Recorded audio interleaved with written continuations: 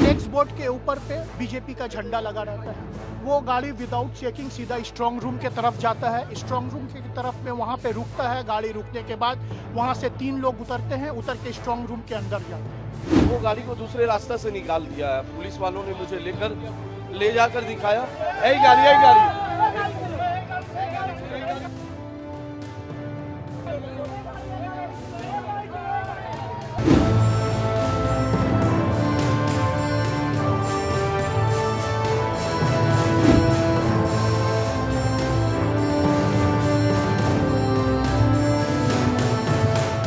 बहुत सारे जगह में कि उधर में मैनिपुलेशन हो रहा है और बाहर का आदमी आके और खुल रहा है, देख रहा है। पश्चिम बंगाल में सियासी पारा चरम पर है। मतगणना शुरू हो चुकी है, मगर दूसरी तरफ इससे ठीक पहले ममता बनर्जी के निर्वाचन क्षेत्र भवानीपुर में जोरदार हंगामा बरपा। टीएमसी और बीजेपी कार्यकर्ताओं की तरफ से एक दूसरे पर आरोपों की झड़ी लगा दी गई। पहले टीएमसी कार्यकर्ताओं की ओर से आरोप लगा कि 2 संदिग्ध कारों जिनमें बीजेपी के झंडे लगे थे, उन्हें कंपाउंड में घुसने की इजाजत दे दी गई, वहां जहां स्ट्रांग रूम के पास ईवीएम रखे गए थे। अपनी गाड़ी वहां से निकल गया तो उन्होंने मुझे एक बंदे को लेकर गया। मैं गया वहां पे, जाकर चेक कराया, गाड़ी नहीं था। गाड़ी को पीछे से वहां से भी एक रास्ता है, वो चल गया है। ये अंदर गया था, बट वो पीछे से एक रास्ता है, स्कॉर्पियो था। ऐसे स्कॉर्पियो जो आ रहा है, आई थिंक यही है ना, ये नहीं है। ऐसे स्कॉर्पियो था, व्हाइट स्कॉर्पियो था, पीछे आर्मी लिखा था। तो हम लोग बैठे हुए, तो हम लोगों ने आवाज उठाया, ये गाड़ी अंदर क्यों जाएगा? अच्छा, आप आर्मी के लोग हैं तो सामने तो आप पार्टी का लोगो तो नहीं लगा सकते, नहीं तो गलत है ना। ये तो सिस्टम विरोधी आप काम कर रहे हैं। इन्होंने चेक नहीं किया, इन लोगों का थोड़ा सा वो गलती है। आप कैसे किसी भी गाड़ी को जाने देते? गाड़ी अंदर गई है कि वापस बाहर आ गई? वो गाड़ी को दूसरे रास्ते से निकाल दिया है। पुलिस वालों ने मुझे ले जाकर दिखाया, यही गाड़ी।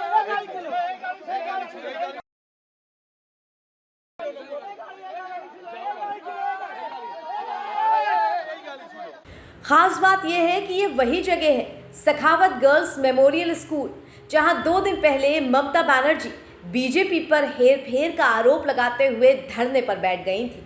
तब हुआ ये था कि आधी रात के वक्त बीजेपी कार्यकर्ताओं की ओर से आरोप लगाया गया था कि तृणमूल कांग्रेस के बैनर पोस्टर वाली गाड़ी स्ट्रांग रूम के पास क्या कर रही है, और इस गाड़ी को रोकने के लिए बीजेपी कार्यकर्ता उसके नीचे तक लेट गए थे। फिर आधी रात जब हंगामा और ज्यादा बढ़ा तो ममता बनर्जी वहां पहुंच गईं। करीब 4 घंटे तक धरने पर बैठी रहीं। उनकी तरफ से आरोप लगाया गया कि बिना इजाजत बीजेपी कार्यकर्ता और अन्य संदिग्ध लोग स्ट्रांग रूम के आसपास आ रहे हैं। अब एक बार फिर से टीएमसी कार्यकर्ताओं की ओर से आरोप लगाए गए हैं कि बिना इजाजत और बिना किसी सॉलिड आइडेंटिटी प्रूफ के लोगों और गाड़ियों को स्ट्रांग रूम के पास आने जाने दिया जा रहा है। टीएमसी की तरफ से आरोप लगे कि जब स्ट्रांग रूम के बाहर तैनात केंद्रीय सुरक्षा बल किसी भी गाड़ी या इंसान को बिना इजाजत अंदर नहीं जाने दे रहे, तो बीजेपी का स्टिकर लगी झंडे वाली गाड़ी कैसे अंदर चली गई? अंदर गई है कि वापस बाहर आ गई? वो गाड़ी को दूसरे रास्ते से निकाल दिया है। पुलिस वालों ने मुझे ले जाकर दिखाया, यही गाड़ी।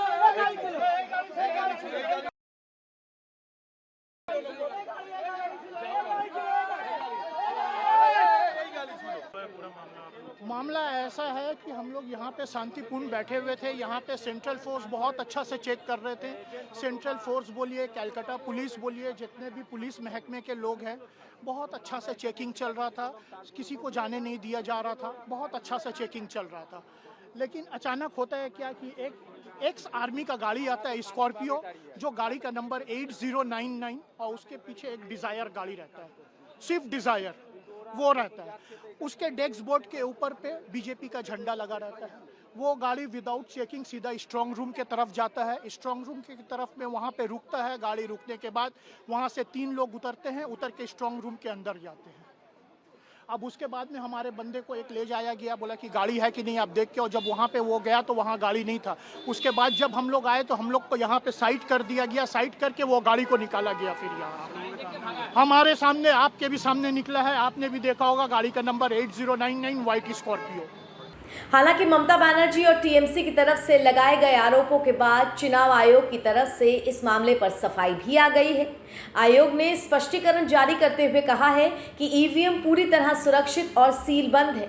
यहां 24 घंटे पूरी सुरक्षा दी जा रही है। साथ ही गाड़ियों को लेकर कहा गया है कि सभी गाड़ियां स्ट्रांग रूम के पास वाली हरीश मुखर्जी रोड से गुजर रही थी और सीआरपीएफ की पूरी चेकिंग के बाद ही इन्हें यहां से गुजरने की अनुमति दी गई। गाड़ियों में कुछ भी आपत्तिजनक नहीं था, जिसके बाद वहां से पास होने की उन्हें परमिशन मिली।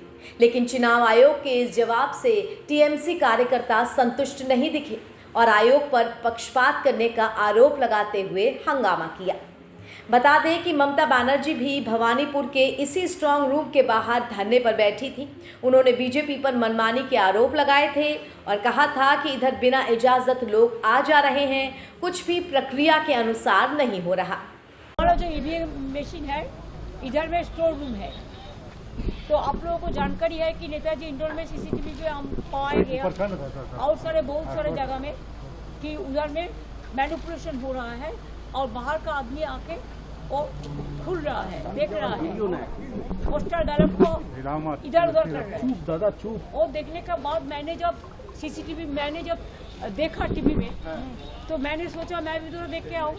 तो पहले तो सेंट्रल फोर्सेस मेरे को एंटर ही करने नहीं देते थे।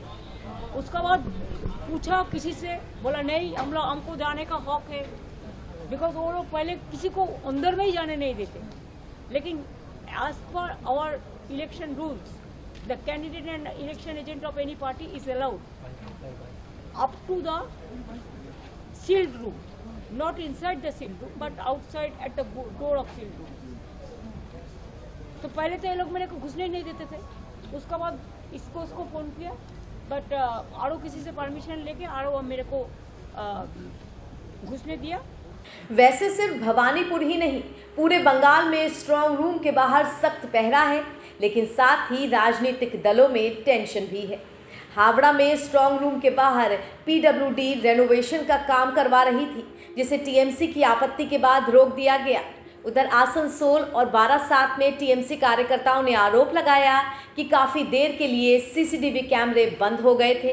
हालांकि चुनाव आयोग की तरफ से इन सभी आरोपों को खारिज किया गया। उधर बीजेपी का आरोप है कि टीएमसी को अपनी हार दिख रही है, इसलिए वो इस तरह से बौखलाई हुई है। टीएमसी हमेशा ही बंगाल में धांधली करके जीतती आई है। अब की बार सुरक्षा का पहरा पुख्ता है, जिसके चलते उसका काम नहीं बन रहा। पश्चिम बंगाल में सुबह 8 बजे से ही वोटों की गिनती शुरू हो चुकी है और 294 सीटों में से 148 के आंकड़े को छूने की कोशिश बीजेपी और टीएमसी दोनों ही कर रही हैं। अब देखना होगा कि करीब 1.5 महीने के चुनावी प्रचार, 2 चरणों के मतदान और इसके बाद 5 दिनों की ईवीएम सुरक्षा पर की गई मेहनत के नतीजे क्या सामने आते हैं। बंगाल की जनता किसे चुनती है?